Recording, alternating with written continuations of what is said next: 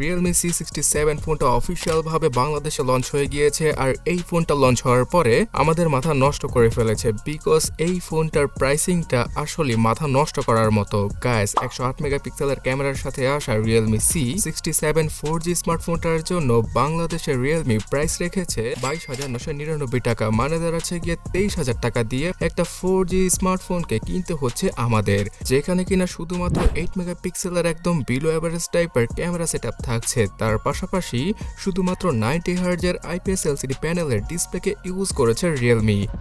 তাছাড়া এই ফোনটার চিপসেটটা তো আরো মাথা নষ্ট করার মতো, মানে ফালতু লেভেলের স্ন্যাপড্রাগন 685 চিপসেটকে ইউজ করেছে Realme এই 4G স্মার্টফোনটায়, যে চিপসেটটার জিপিইউ অন্তত পক্ষে 6-7 বছর আগে লঞ্চ করেছিল কোয়ালকম, আর সেই পুরনো ইঞ্জিনকেই নতুন করে Realme তাদের C67 স্মার্টফোনে ইউজ করেছে। এখান থেকে আপনারা আহামরি লেভেলের পারফরমেন্স পাবেন না এবং বেশ কিছু জায়গায় দেখা যাবে যে এই চিপসেটটার জন্য অনেক নতুন নতুন অ্যাপ ভালোভাবে সাপোর্ট নিচ্ছে না অথবা ভালোভাবে কাজ করছে না।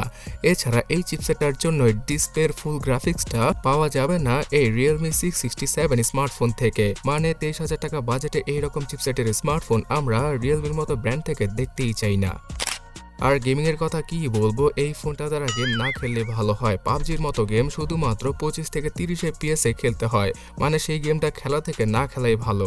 এছাড়া রেগুলার লাইফে যে সকল কাজ করবেন সেখানেও আপনার কাছে মনে হবে যে আপনি একটা 10 থেকে 15,000 টাকা দামের স্মার্টফোনকে ইউজ করছেন, যদিও কিনা এখানে 8GB র্যাম থাকছে। তার পাশাপাশি আরো 8GB র্যামকে মনে মনে যুক্ত করে আপনারা ভার্চুয়ালি 16GB র্যামকে ইউজ করতে পারবেন Realme C67 স্মার্টফোনটায়।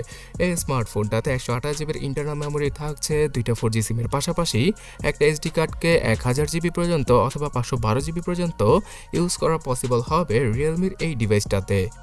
গাইস 108 মেগাপিক্সেলের ক্যামেরাকে মার্কেটিং করছিল Realme খুব ভালোভাবে। হ্যাঁ মানছি এর 108 মেগাপিক্সেলের ক্যামেরার কোয়ালিটি দুর্দান্ত হবে, বাট 2 মেগাপিক্সেলের ডেপথ সেন্সরকে না দিয়ে একটা আল্ট্রা ওয়াইড ক্যামেরাকে তারা দিতেই পারতো। ফোনটার মধ্যে জাইরো সেন্সর থাকায় EIS এর সুবিধা পাওয়া যাবে, মানে স্টেবল ভিডিওগুলো আপনারা শুট করতে পারবেন টুকটাক। তবে এর 8 মেগাপিক্সেলের সেলফি ক্যামেরাটা কিছুটা হলেও হতাশ করবে সবাইকে, বিকজ এর কোয়ালিটিটা অতটাও ভালো নয় বাজেট অনুযায়ী। ডুয়াল স্টোরি স্পিকারের সাপোর্টটা থাকছে এই ডিভাইসটায়, তার পাশাপাশি পাওয়া যাবে side mounted fingerprint scanner, gyro সহ সব ধরনের প্রয়োজনীয় সেন্সর।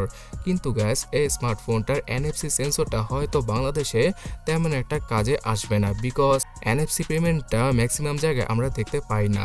তবে এর 5000 mAh ব্যাটারি এবং 33 ওয়াটের ফাস্ট চার্জিং এই বাজেটের মধ্যে ভালোই বলা চলে। তো এখন কথা হচ্ছে গিয়ে 23,000 টাকা দিয়ে এইরকম IPS LCD প্যানেলের ডিসপ্লেযুক্ত স্ন্যাপড্রাগনের গার্বেজ প্রসেসরের স্মার্টফোনকে কেই বা কিনবে? সরকার বারবার অফিসিয়াল ফোন কেনার জন্য বলছে, বাট এত বেশি টাকা দিয়ে কেই বা Realme C67 এর মতো একটা 4G স্মার্টফোনকে কিনবে?